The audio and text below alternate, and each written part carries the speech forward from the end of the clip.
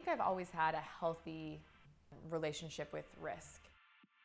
I think the way that I prepare myself anytime I'm facing a situation is always thinking about the absolute worst case scenario. And if I can get comfortable with the worst case scenario, then I know I can handle this. I was leaving a career in management consulting, and one of my classmates and good friends from Queens, his name's James Laird, he was working at a mortgage brokerage at the time and buying online mortgage leads. And he was spending about $20,000 a month, but he just couldn't find enough mortgage leads. And so we put our heads together and said, well, why don't we start a mortgage rate comparison website, and we'll be able to generate leads for your brokerage and also sell leads to other banks and other brokerages.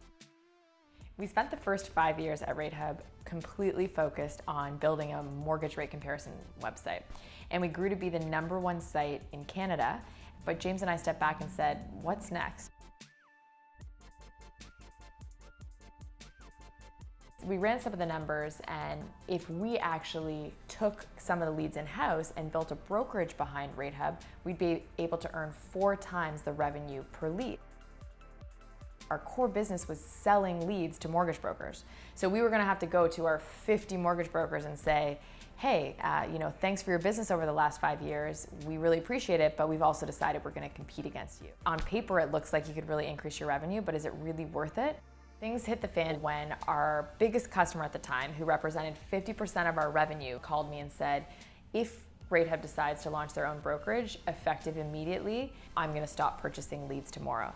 We felt like we were risking the entire business that we'd put our heart and souls into. When there's so much buzz and there's so much hype and stress, you have to block out the noise and have the conversations that really matter. And for us, that was speaking with every single one of our customers, and being transparent and being direct meant that at the end of the day, only one of our customers left us because of the big pivot.